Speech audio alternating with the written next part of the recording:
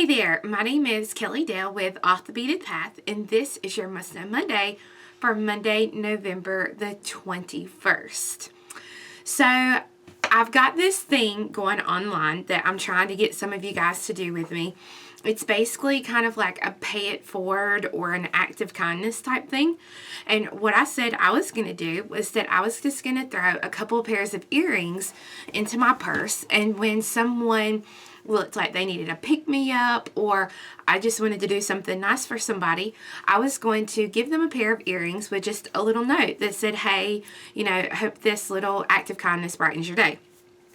So, one of the girls that I work with at another job that I have, she's one of these people who never does anything for herself. It's always for her kids or her family or whoever. So I thought, what would be a better thing or act of kindness to do than to give her something that I have made. So I wanted it to be something that would be really great for the upcoming holidays. With Christmas coming up, we all love to wear the little festive jewelry. And with this job, this other job, we work with the public directly. So I thought it would be something really fun that she could wear and be a really great conversation starter.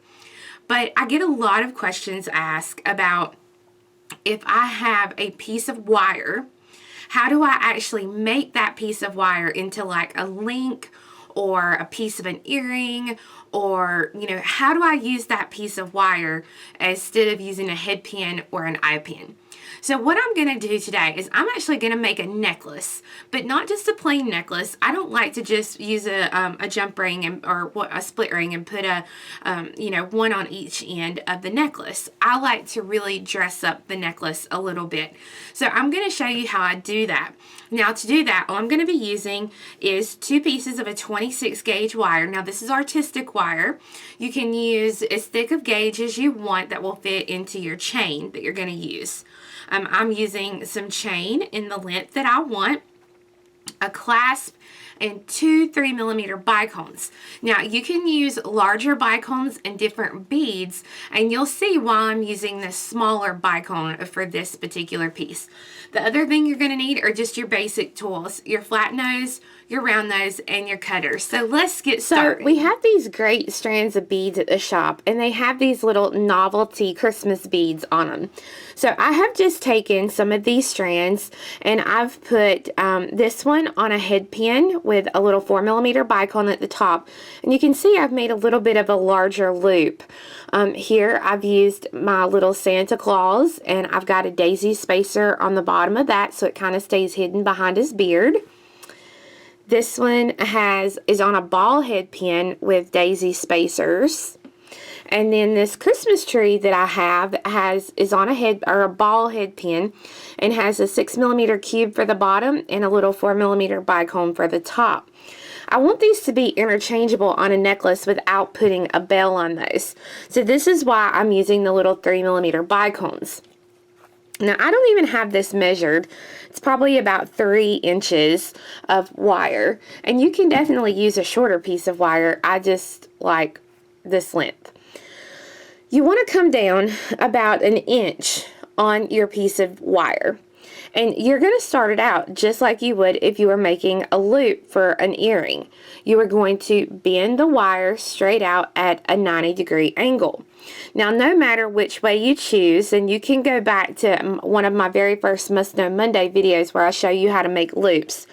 But I want to make a very small loop. So I'm not going to come out very far on the piece of wire, and I'm going to stay kind of close here to the edge of my pliers, and I'm going to make that loop so that I have the little pelican head here. But the one thing I'm going to do different is I'm going to bend this short piece of wire straight on back so that when I look like this, it looks like I have a loop made. Now I'm going to take the end link of my chain, and I'm going to thread that onto the loop. Now here is the key to doing this. I'm going to take my round nose pliers and I'm actually going to hold that loop. So here's my loop, and I'm just going to go right across that loop and hold that loop into place. Then I'm going to use the flat nose pliers and I'm going to wrap this wire. Now you only want about 2 to 3 wraps, and each wrap needs to be right below the wrap that you just completed. Then I'm going to snip this as close as I can get it. I'm going to thread on a 3mm bicomb. And then I want to make another small loop. Now this loop is going to be just a little bit bigger because this is going to be where my lobster claw will attach into. So I'm going to bend the wire straight out at the 90-degree angle. I'm going to come out just a little bit further, not too much. And I'm going to make my loop, and same thing. I'm going to grab and I'm going to bend this wire back so that it makes my loop. Now I'm going to hold on to that loop and then take those flat nose pliers and wrap the wire. Now if you want to, you can keep your pliers inside of the loop, but with me using this very thin gauge wire, I would much rather hold the loop so that way I don't distort that pretty loop in any way. So now I have my loop finished. Had just a little piece of wire there, so I tucked it in. Now I want to check this, and I want to make sure that the loops that I've made here on my charms will go over what I've made, because if not, she's not going to be able to get this on. You know, she'll get one on that I put on, but she won't be able to get it back off. Now I'm going to thread one of these on. And then on the other side, I'm going to do basically the same thing. I want to start with a very small loop, so I'm going to come down about 1 inch, bend that wire, make my small little loop here, attach it to the end link of chain,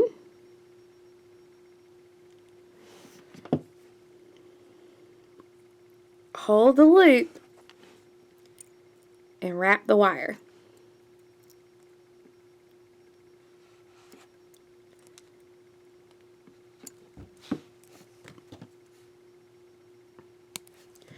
I'm going to thread on my 3mm bicomb, and I'm going to wrap again. But this time, when I bend that wire up and I start my loop, I'm going to thread on my lobster claw.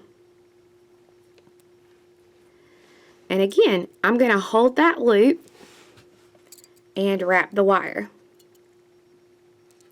And I'm going to wrap the wire until I meet that little 3mm bicomb there.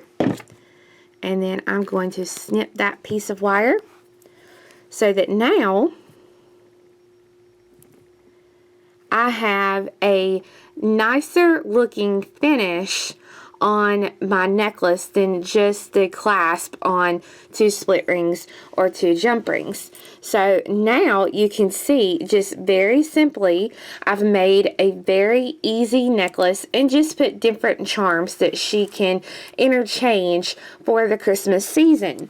And I had enough left over that I made another set for her little girl. So I think I'm going to give this to her tomorrow when I see her. And so this will be just something really quick and easy. And as you can see, like I said, that just gives you a new, different way to put your clasp on your chain, and it shows you how you can take and make a link or whatever with just a piece of wire. So I hope you enjoyed learning how to use a piece of wire, just a regular old piece of wire, and making loops with it that you can make into connectors, you can make it into earrings, whatever you want to do. And the beads that I show you are strands of beads that we have for sale on our website, which is offthebeadedpathbeadstore.com.